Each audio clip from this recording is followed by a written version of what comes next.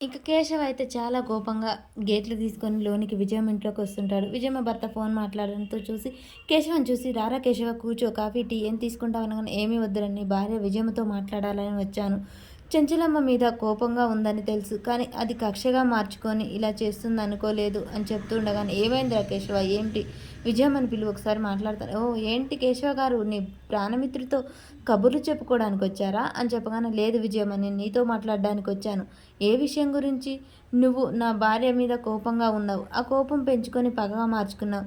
నువ్వు ఇలా చేయడం బాగాలేదు. ఏ విషయం గురించి? ధర్మయ్య ఫిర్యాదు ఇచ్చేలాగా చేసింది నువ్వే అని నాకు తెలుసు. కానీ అలా చేయటం మంచిది కాదు. నువ్వు చేసిన పని వల్ల నా కోడలు చాలా నలిగిపోతూ ఉంది. అటు తల్లిదండ్రులకు చెప్పలేక, ఇటు అత్తమ్మకు చెప్పలేక తనలో తను కుమిలిపోయి నలిగిపోతూ ఉంటుంది. కానీ నీ శత్రుత్వం ఇలా తీర్చుకోవడం మంచిది కాదు. చెంచలమ్మ నీ మీద కోపంగానే ఉంది. కానీ ఎప్పుడు ఇలా పగ తీర్చుకోవాలనుకోలేదు. కానీ నువ్వెందుకు ఇలా చేస్తున్నావు విజయమ్మ? నా భార్య మంచితనాన్ని నువ్వు అర్థం చేసుకోవట్లేదు. చేసుకోకపోయినా పర్వాలేదు. కానీ ఇలా బంధువులని అడ్డం పెట్టుకొని తన మీద కక్ష చెందాలని చూడకు అని చెప్పగానే విజయం ఉండి అవును నేను అలాగే చేస్తాను. నీ భార్య 10 మందిలో తల దించుకోవడం నాకు కావాలి. తన పరువు పోవడం నాకు కావాలి. తన అవమానం పాలు కావడం నాకు కావాలి అని చెప్పగానే విజయమ్మ తప్పు చేస్తున్నావు.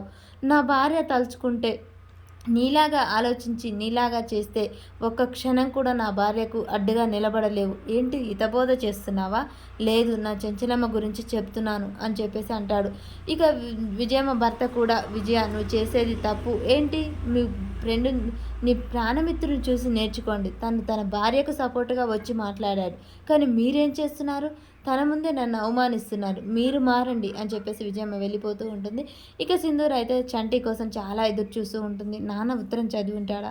అసలు అర్థం చేసుకుంటాడా? ఏం చేస్తున్నాడు? ఏం చెప్తాడో అని చెప్పేసి ఆలోచిస్తూ ఎదురు చూస్తూ ఉంటుంది. ఇక రేపటి ఎపిసోడ్లో ఏం జరుగుతుందో తెలుసుకుందాం. సింధూర్ ఆలోచిస్తూ ఉండగానే చంటి వస్తాడు. అమ్మాయి గారు ఏదేమైనా మీరు చేసింది తప్పు. మీ అమ్మ నాన్న మాట వింటే ఇలా ఈరోజు చెంచలమ్మ గారిని 10 మందిలో నిలబెట్టాల్సిన అవసరం ఉండేది కాదు కదా అని అంటాడు చంటి. ఇక కేశవ వచ్చి అమ్మ నువ్వు చెప్పే తీర్పు మీదనే మీ అత్తయ్య జీవితం ఆధారపడింది. మంచు కొండ లాంటి చెంచలమ్మని అగ్నిపర్వతంలా మార్చకు అని చెప్తాడు. ఇక మరి చెంచలమ్మ సింధూర్ ఇద్దరు కలిసి దేవునికి దండం పెట్టుకుంటారు. ఒకరినొకరు చూసుకుంటూ చంటి అమ్మ సింధూర ఎక్కు అని చెప్పేసి చెంచలమ్మ అంటుంది. చంటి ఇలా రా ఎదుర్రా రచ్చబండ దగ్గరికి వెళ్తున్నాను అని చెప్పేసి చంటినైతే ఎదురు రమ్మంటుంది. చంటి మా అమ్మగారికి ఎటువంటి అన్యాయం జరగకుండా చూడు దేవుడా అని చంటి దండం పెడుతూ ఉంటాడు. ఇక రవిబాబు చాముండి కోపంగా చూసుంటారు.